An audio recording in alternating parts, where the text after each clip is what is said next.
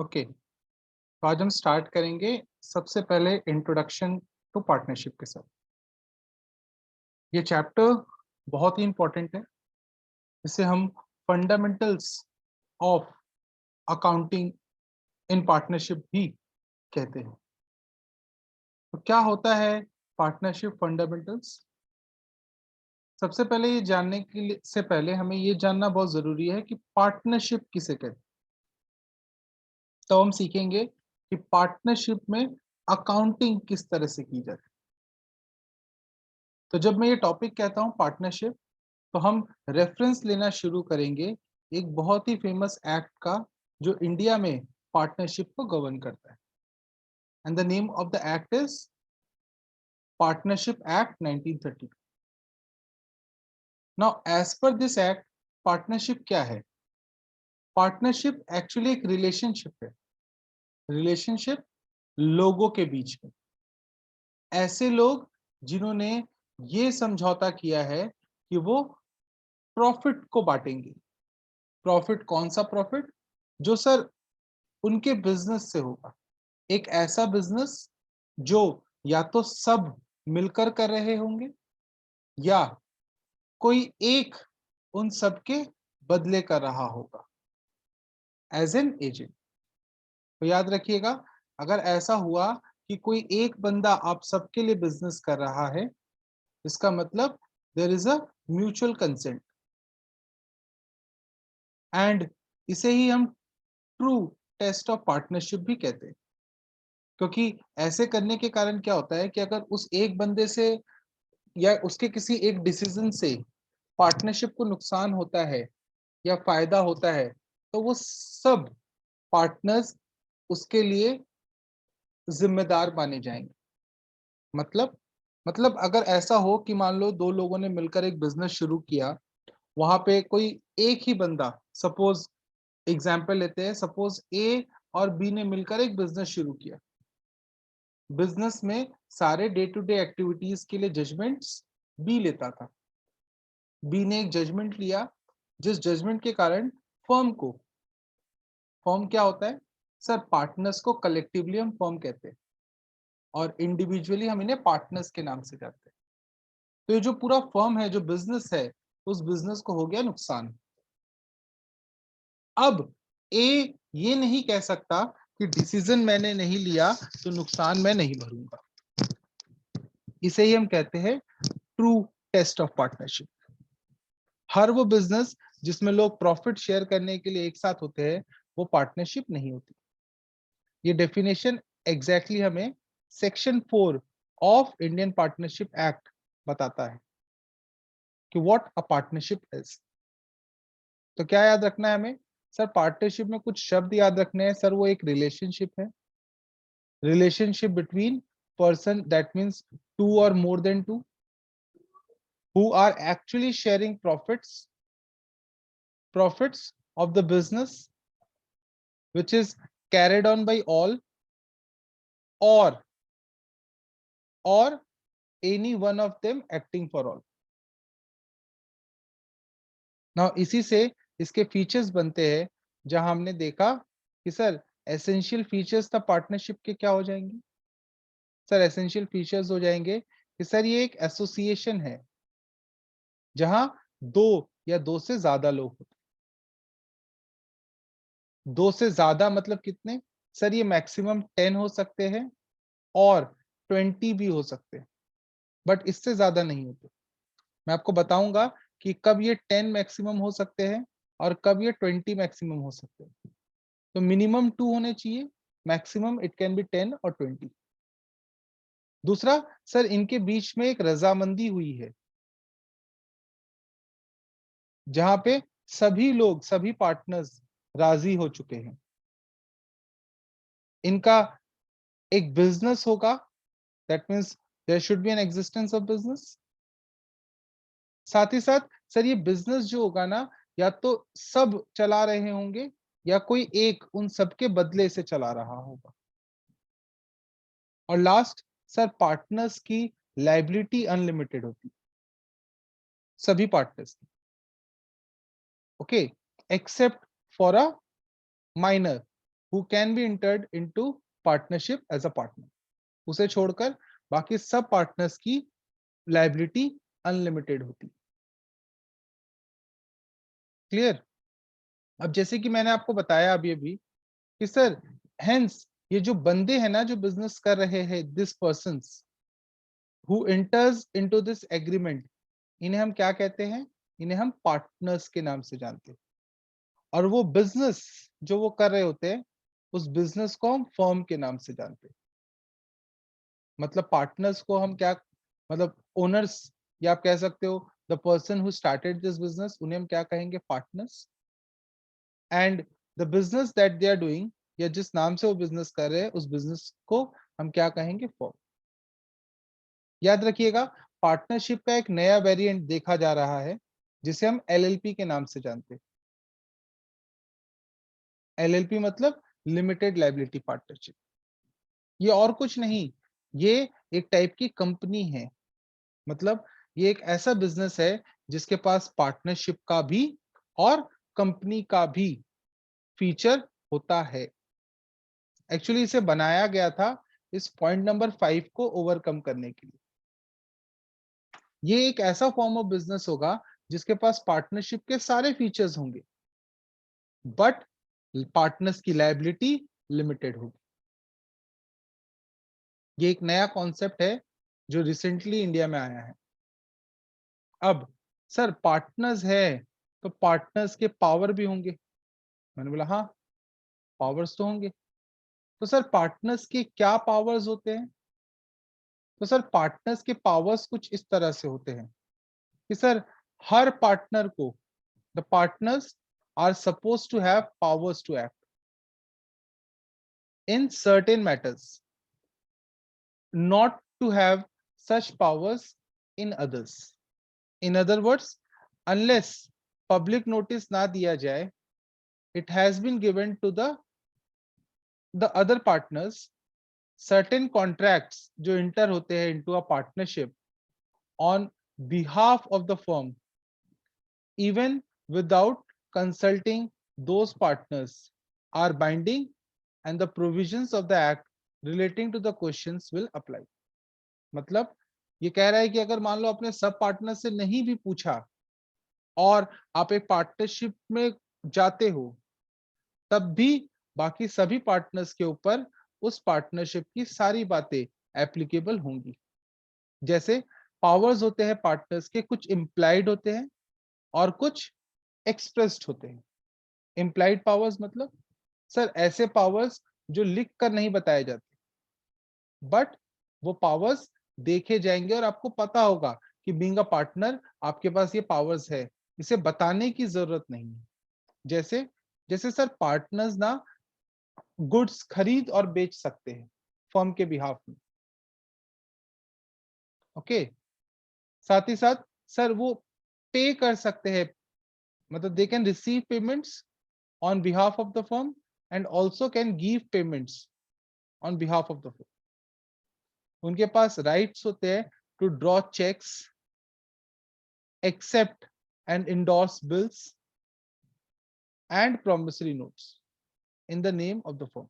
मतलब एक पार्टनर किसी भी पार्टी को चेक पे साइन करके दे सकता है, उनसे पैसे ले भी सकता है, उनसे बिल्स ऑफ एक्सचेंज रिसीव कर सकता है, या किसी से रिसीव किया हुआ बिल किसी और बंदे को दे भी सकता है।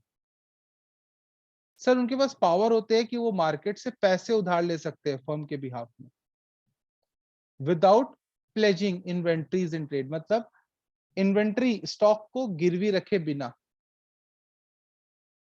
वो एंगेज कर सकते हैं सर्वेंट्स को, मतलब लोगों को सैलरी पे रख सकते हैं। किसके लिए? बिजनेस ऑफ द फर्म के लिए। नाउ यहां से शुरू होता है कि सर अकाउंटिंग ऑफ पार्टनरशिप कैसे होती है। So accounting for partnership actually दो हिस्सों में डिवाइडेड है। पहला हिस्सा जिसे हम कहते हैं फॉर्मेशन, मतलब जब आप पार्टनरशिप बना रहे होते हो उस समय एक अकाउंटिंग होती है, एक प्रकार की अकाउंटिंग होती है।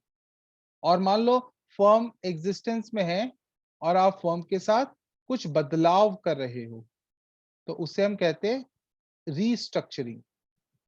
इसे ही हम रिकॉन्स्टिट्यूशन के नाम से भी जानते हैं, और इसे ही हम एक और नाम से जानते हैं जिसे हम कहते हैं डेसोल्यूशन ऑफ पार्टनरशिप। याद रखिएगा, ये डेसोल्यूशन ऑफ पार्टनरशिप फर्म से अलग है। डेसोल्यूशन वर्ड का मतलब है जब कोई चीज डिसॉल्व हो जाती है।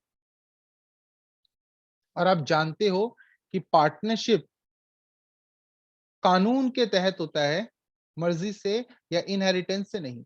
मतलब जिन लोगों के साथ आपने एग्रीमेंट किया होगा वही लोग पार्टनर्स है, और उन्हीं बातों के लिए उनसे डीलिंग की जाएगी जो उस वहां पे साफ साफ लिखी है या आपने ओरली कमिट की है। कोई ऐसे ही कोई बंदा उठकर आकर अगर कहेगा कि मुझे पार्टनर बनना है, तो उसे ऐसे ही पार्टनर नहीं बनाया जा सकेगा। उसके लिए आपको पार्टनरशिप डीड, उस रिटन एग्रीमेंट को बदलना होगा और उसका नाम वहां इंक्लूड करना होगा। और जब भी आप ऐसा करोगे, जब कोई नया बंदा आएगा और आप उसे फॉर्म में इंक्लूड करोगे, तो उसे हम कहते हैं एडमिशन। जब कोई एग्जिस्टिंग बंदा फॉर्म छोड़ के चला जाता है इल हेल्थ के कारण या किसी और रीजन से, अपार्ट फ्रॉम डेथ, तो उसे हम कहते हैं retirement.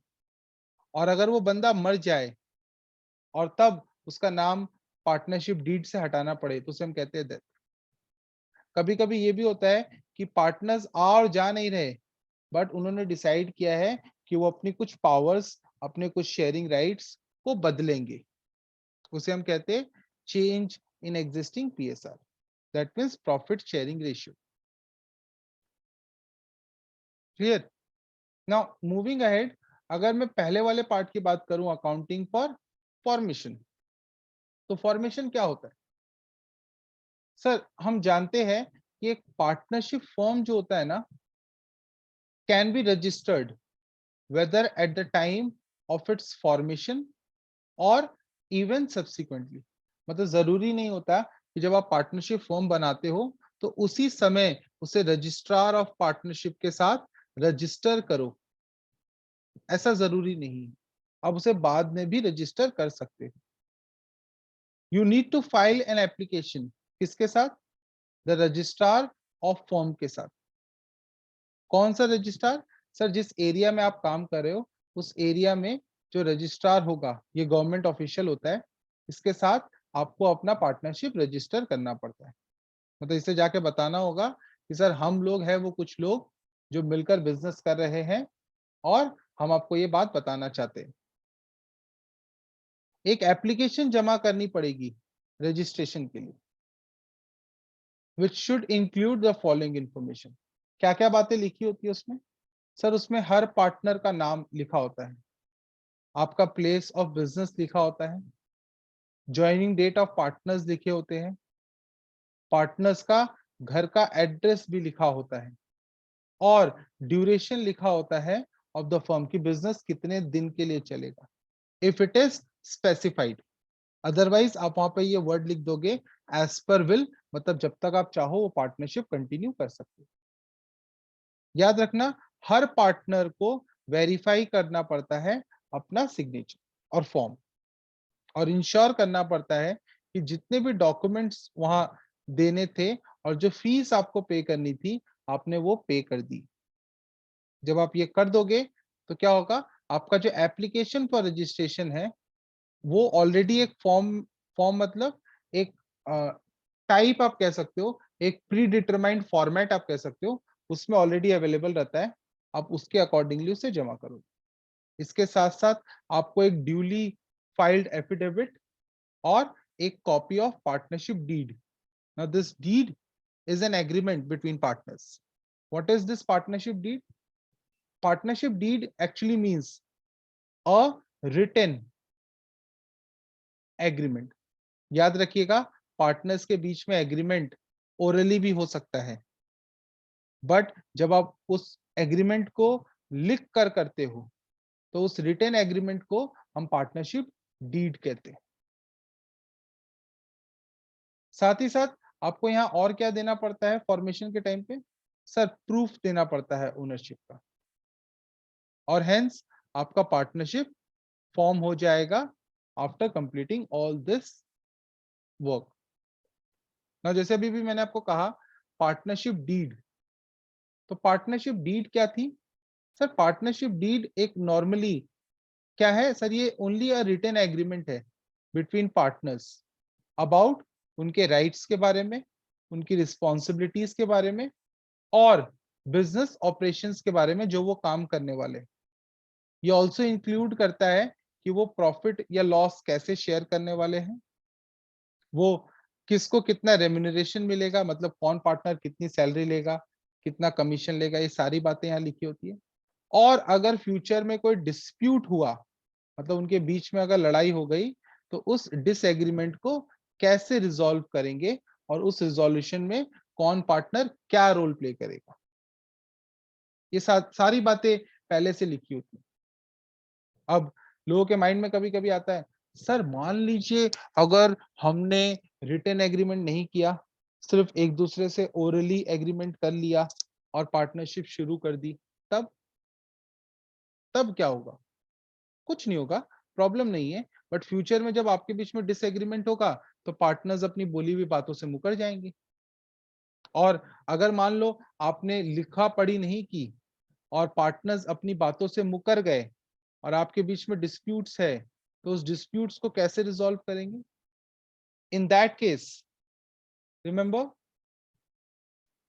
That in absence of this partnership deed, जहां पे आपके राइट्स, रिस्पॉन्सिबिलिटीज और रेम्यूनरेशन सारी चीजों के बारे में कोई भी बात नहीं की गई होती, उस समय क्या होगा? उस समय section 13 of partnership act will start applicable. मतलब सेक्शन 13 इंडियन पार्टनरशिप एक्ट का अप्लाई हो जाएगा। इस सेक्शन के अकॉर्डिंगली अगर आपके बीच में मतभेद होता है और आपके पास अगर कोई लिखा पढ़ी नहीं है, तब हम प्रॉफिट और लॉस को हमेशा इक्वली बांटेंगे। इंटरेस्ट ऑन ड्रॉइंग्स नहीं चार्ज कर सकते, इंटरेस्ट ऑन कैपिटल पार्टनर्स को नहीं मिलेगा, पार्टनर्स को कोई सैलरी नहीं मिलेगी और ना ही कोई कमीशन मिलेगा और ना ही रेम्यूनरेशन मिलेगा। बट अगर पार्टनर ने फर्म को कोई लोन दिया है, तो उस पे आप 6% पर एनम का अंडर सिंपल इंटरेस्ट मेथड क्या दे सकते हो? इंटरेस्ट। तो याद रखिएगा, अगर पार्टनर्स के बीच में डिसएग्रीमेंट हुआ और उनके पास लिखा पढ़ी नहीं है, मतलब पार्टनरशिप डीड नहीं है, तो सिर्फ दो ही बातों पे फोकस रखना है, प्रॉफिट इक्वली बांटना है और लोन पे इंटरेस्ट देना है 6% का। Okay, now moving ahead. Sir accounting जब होती है फॉर्मेशन की, तो सबसे इंपॉर्टेंट चीज होती है ये पीएल एप्रोप्रिएशन। याद रखिएगा, ये पीएल एप्रोप्रिएशन एक्चुअली बनना शुरू हुआ था पीएल कंप्लीट होने के बाद। क्लियर?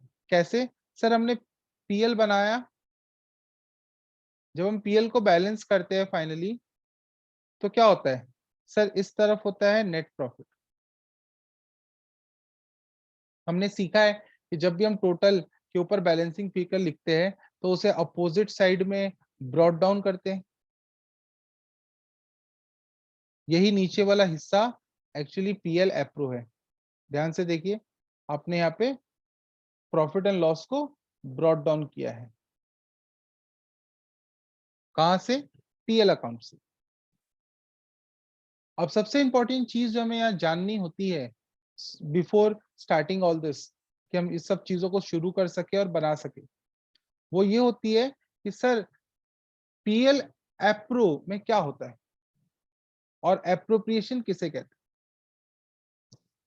तो ध्यान से सुनिएगा, एक्चुअली हो क्या रहा है, ट्रेडिंग अकाउंट बनने के बाद या ग्रॉस प्रॉफिट मिल जाने के बाद हमारे सारे ही एक्सपेंसेस को या जितने भी पेमेंट्स फर्म को करने हैं, फर्म ने उसे दो पार्ट में बांट लिया। एक वो चीजें जिन्हें हम चार्ज अगेंस्ट प्रॉफिट कहते हैं, मतलब मतलब प्रॉफिट हो ना हो, आपको वो खर्चे या वो इनकम्स को पीएल में लिखना ही पड़ेगा। इसके कारण ऐसा हो सकता है कि आपका gross profit gross loss net loss बन जाए। बट याद रखना, पीएल अप्रो सिर्फ तभी बनेगा जब आपके पास नेट प्रॉफिट होगा। क्योंकि पीएल अप्रोप्रिएशन में हम क्या कर रहे हैं? अप्रोप्रिएशन में एक्चुअली हम डिस्ट्रीब्यूट कर रहे हैं। किस चीज को? डिस्ट्रीब्यूशन हो रहा है यहाँ पर ऑफ प्रॉफिट। और हम यहाँ पे उन आइटम्स को कंसिडर करते हैं जो अब पार्टनर्स में बांटे जाएंगे। याद रखिएगा, जो चीजें आप पार्टनर्स को दोगे उन्हें हम डेबिट साइड में लिखेंगे।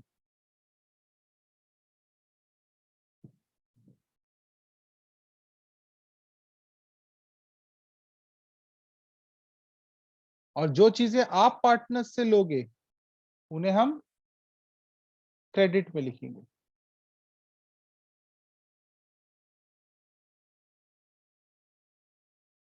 लाइक जैसे इंटरेस्ट ऑन कैपिटल, हम जानते हैं कि पार्टनर्स ने बिजनेस को कैपिटल दिया होगा बिजनेस करने के लिए या अपनी डे टू डे एक्टिविटीज करने के लिए।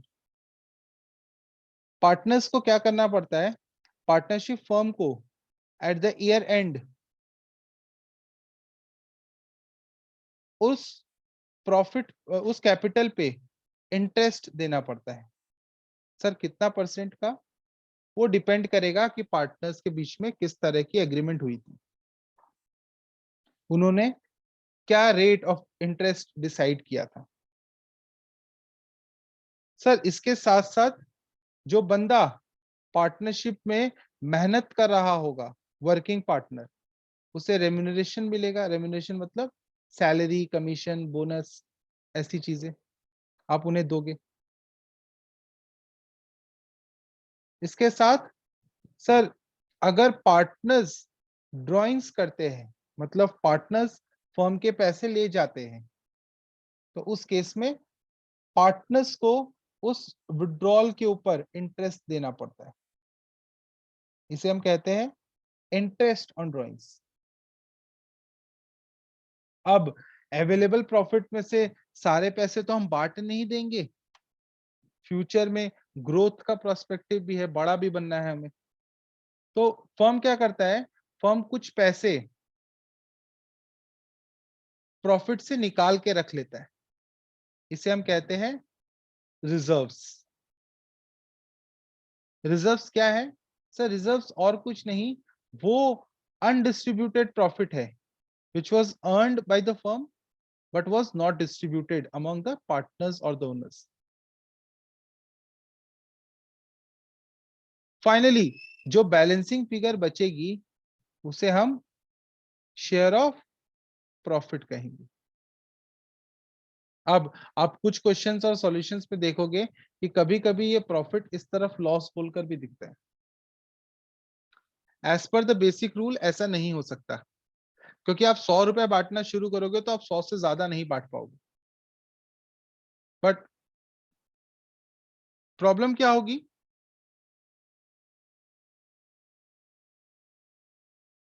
प्रॉब्लम ये होगी कि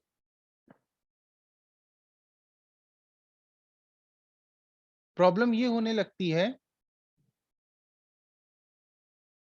कि कभी कभी पार्टनर्स अपने बीच के एग्रीमेंट के थ्रू ऐसा कर सकते हैं कि वो इन प्रोविजंस को ओवरराइड कर दे और आप कभी कभी लॉसेस देखो। रिजर्व्स एक्चुअली कैपिटल के साथ इसलिए ऐड किया जाता है क्योंकि वो ओनर्स का ही पैसा है जो फर्म को उन्हें प्रॉफिट के फॉर्म में दे देना चाहिए था, बट उन्होंने दिया नहीं। क्यों रख लिया? क्योंकि फर्म का कुछ और प्लान है, उन्हें फ्यूचर में ग्रो करना है। तो to grow in the future वो अभी क्या करते हैं? वो प्रॉफिट का कुछ हिस्सा बचा कर रख लेते हैं। अब क्योंकि जैसे आप प्रॉफिट कैपिटल में ऐड करते हो, क्योंकि प्रॉफिट होने के कारण ओनर्स का claim on the business increase कर जाता है, उसी तरह से जनरल रिजर्व के कारण भी ओनर्स का क्लेम इंक्रीज हुआ है, क्योंकि ये अर्न किया हुआ प्रॉफिट है जो आपने डिस्ट्रीब्यूट नहीं किया। क्लियर? आगे मूव करते हैं। अब हमें एक्चुअली सीखना है इन आइटम्स को कैलकुलेट कैसे करेंगे, ये जितने भी फिगर्स दिए हैं। तो सबसे पहले हम शुरू करेंगे कैपिटल के, इंटरेस्ट ऑन कैपिटल के साथ। ओके, याद रखिएगा दो चीजें जो बहुत इंपॉर्टेंट। सबसे पहली चीज, सर इन कैपिटल के ऊपर इंटरेस्ट की बात कर रहे थे हम।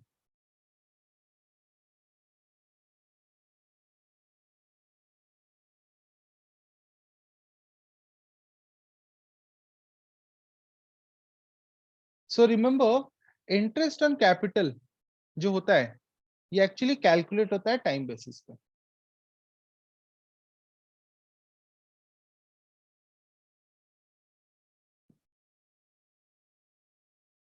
ऑन टाइम बेसिस मतलब कितना कैपिटल कितने दिन तक बिजनेस पे इंटैक्ट रहा, और एट एन एग्रीड रेट, मतलब रेट भी पहले से डिसाइडेड रहेगा कि किस रेट पे ये इंटरेस्ट कैलकुलेट किया जाएगा। ये दोनों चीजें पहले से डिफाइंड रहती है।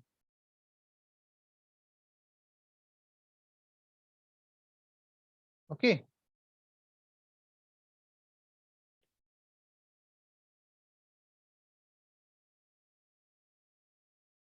नाउ आपको क्या चीजें ध्यान रखनी है जब आप इंटरेस्ट कैलकुलेट कर रहे हो?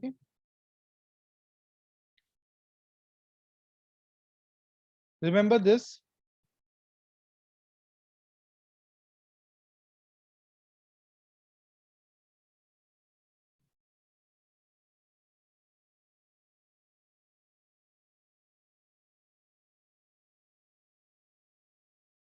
we shall check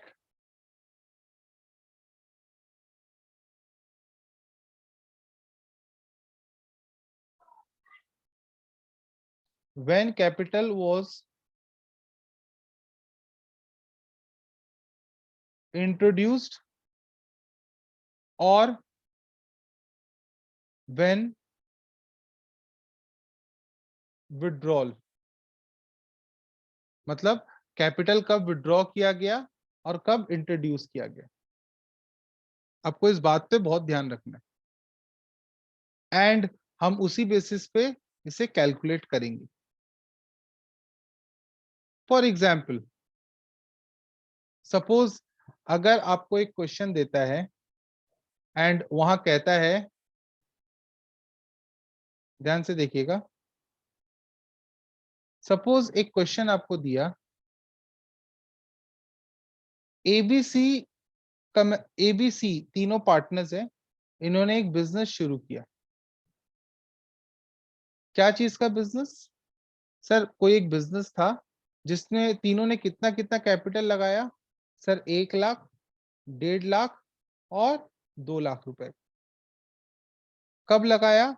1 अप्रैल 2017 को।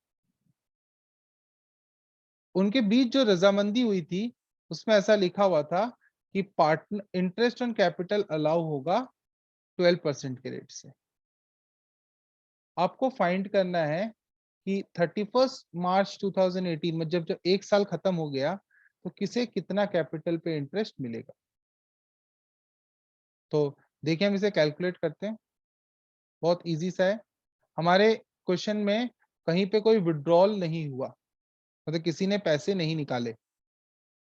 तो ए ने 1 अप्रैल 2017 से लेकर 31 मार्च 2018, मतलब कुल 12 महीने अपने पैसे फॉर्म में लगा के रखे थे। कितने रुपए? कैपिटल कितने का था? 1,00,000 रुपए का। अब अगर आपका इंटरेस्ट रेट 12% पर एनम है, तो पूरे साल में ए को कितना इंटरेस्ट मिलेगा उसके 1,00,000 रुपए पे, जहां 12% एक साल के लिए मिलना था, और आपने 12 महीने आउट ऑफ 12 मंथ्स, मतलब 12 आउट ऑफ 12 मंथ्स अपने पैसे बिजनेस में लगाए रखे। तो सर ए को है ना 12,000 रुपए का इंटरेस्ट मिलना चाहिए। उसी तरह से अगर आप बी का देखोगे तो बी का भी सारी चीजें सेम है। उसने भी 1 अप्रैल से 31 मार्च तक पैसे लगा रखे, और कितने पैसे लगा रखे थे सर? 1,50,000 रुपए इंटू 12% इंटू 12/12, मतलब सर उसे 15,000 रुपए पे 1,50,000 रुपए पे 12% मतलब 18,000 रुपए मिलेंगे। अब अगर मैं सी की बात करूं तो सर उस बंदे ने 2,00,000 रुपए लगा रखे थे, जिसपे उसे 12% एक साल का मिलना था, मतलब उसे 24,000 रुपए साल के मिलेंगे इंटरेस्ट। ये बहुत सिंपल था, इसमें कोई भी कैपिटल की चेंजेस नहीं देखे जा रहे।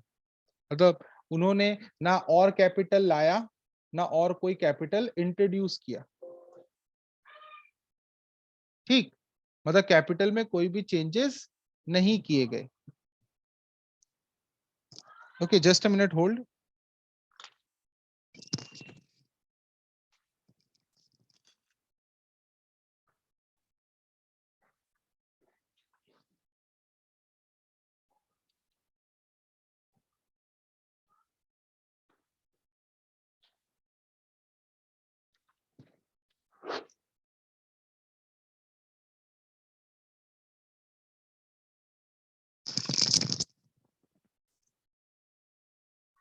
तो अब हम देखेंगे कि मान लो अगर कैपिटल बदल जाता तो क्या होता, या क्या करना होता हमें।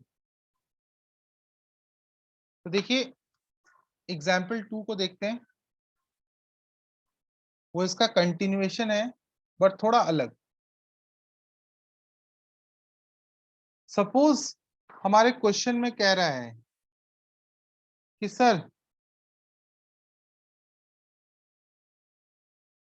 सर इन्होंने कुछ पैसे निकाले और पैसे लगाए भी। ए ने क्या किया? ए ने 20,000 रुपए और लगाए। कब? 1 जुलाई को। और उसने 10,000 रुपए उठा लिए 1 जनवरी को।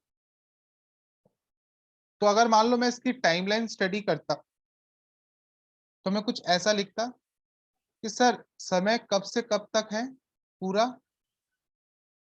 सर समय शुरू हुआ था 1 अप्रैल 2017 को, और खत्म होगा 31 मार्च 2018 को। ये हमारा अकाउंटिंग पीरियड है इस क्वेश्चन के अकॉर्डिंगली। ओके, नाउ अब क्या हुआ ध्यान से देखिए। अब ए ने इनिशियली कितने रुपए लगाए थे? सर उसने शुरू किया था 1,00,000 रुपए के साथ। फिर कैपिटल कब बदला? सर ज्यादा नहीं, कुछ ही महीने बाद, 1 जुलाई 2017 को उसने और कैपिटल लगा दी। तो अब मुझे बताइए 1 जुलाई को कैपिटल बदल के कितना हो गया? सर उसने 20,000 रुपए इंट्रोड्यूस किए, मतलब अब उसका कैपिटल हो गया 1,20,000। फिर कैपिटल सर दोबारा बदला, इस बार बदला 1 जनवरी 2018 को। उसने 10,000 रुपए विड्रॉ कर लिए। इसका मतलब अब उसका कैपिटल 1,10,000 रुपए का हो गया। 10,000 रुपए कम हो गए। यस और नो? यस। सो हमें क्या करना होगा, हमें सर ये चेक करना होगा कि कौन सा कैपिटल कितने दिन बिजनेस में रहा।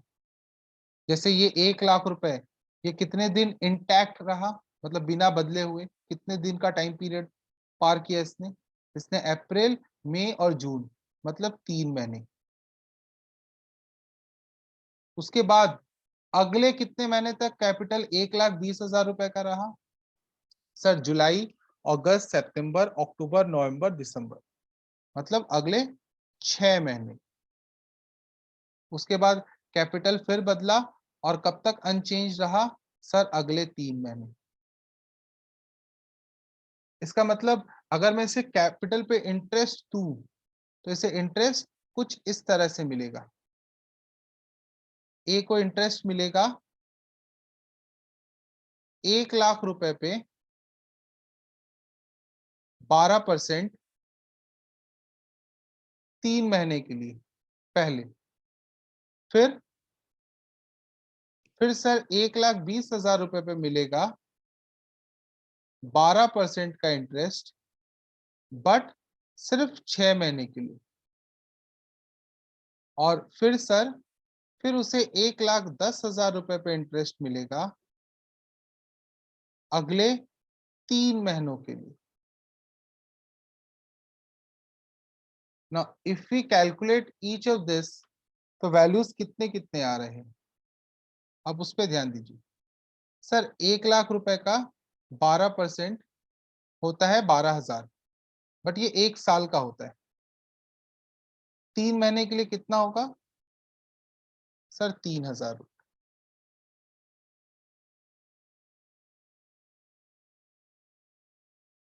क्लियर ना। इसी तरीके से अगर 1,20,000 रुपए के ऊपर 12% मिलता 6 महीने के लिए, तो कितना होता, सर 7,200 रुपए। और 1,10,000 रुपए के ऊपर 12% मिलता अगर फिर से 3 महीने के लिए, तो कितना होता, सर 3,300 रुपए, 3,300। अब अगर हम इन्हें ऐड कर देते तो इसका मतलब हमें ये पता चल जाता कि उसे पूरे साल में कितने रुपए का इंटरेस्ट मिलता। तो पूरे साल का मिला के उसे 13,500 रुपए का इंटरेस्ट मिलता। इसी तरीके से आप कैलकुलेट कर सकते हो कि बी और सी को कितने कितने रुपए का इंटरेस्ट मिलेगा।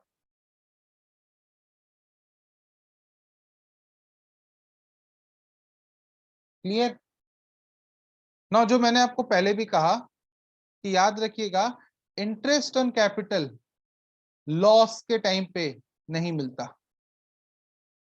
अगर फर्म के पास नेट प्रॉफिट नहीं है तो इंटरेस्ट ऑन कैपिटल नहीं देंगे। बट कभी कभी ऐसा होता है कि पार्टनरशिप डीड में आपने कुछ ऐसी चीजें लिख दी है जिसके कारण इवन लॉस के सिचुएशन में भी प्रॉफिट को शेयर, मतलब इंटरेस्ट ऑन कैपिटल दिया जाएगा। बट ये याद रखना, उस केस में the distribution will be in the ratio of capital. कब, अगर प्रॉफिट इनसफिशिएंट हो। याद रखना, सिनेरियो समझने की कोशिश कीजिए। सपोज आपको, जैसे हमने पहले केस में कैलकुलेट किया था ऊपर, हमें ए को 12,000 रुपए देने थे, हमें बी को 18,000 रुपए देने थे, और हमें सी को 24,000 रुपए देने थे। तीनों मिला के कितने रुपए हुए, 26 प्लस 24, मतलब 50K। मान लो अगर आपके पास नेट प्रॉफिट ही 40K का होता, तो क्या 50K बांट सकते, नहीं। इसे कहते हैं इनसफिशिएंट प्रॉफिट। इस केस में हम क्या करेंगे, हम इस 40,000 रुपए को कैपिटल के रेशियो में पार्टनर्स में बांट देंगे। कैपिटल का रेशियो क्या था, सर 1 लाख,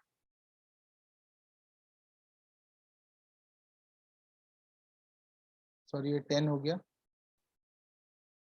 कैपिटल का रेशियो था 1 lakh is to 1.5 lakh is to 2 lakh. इसका मतलब आप कह सकते हो 2:3:4। हम इस रेशियो में इस 40,000 को ए, बी और सी के बीच में बांट देंगे। बट अगर ये 40,000 की जगह नील होता तो ये डिस्ट्रीब्यूशन पॉसिबल ही नहीं होता। क्लियर है आपको कि क्या बातें हमने डिस्कस की आज? तो this was all about interest on capital. In the next class I will start with interest on drawings। ये बहुत इंपॉर्टेंट है और आप जरूर इसके लिए वेट कीजिएगा। मैं आपको समझाऊंगा कि फॉर्मूलास को कैसे याद बिना किए यूज किया जा सकता है।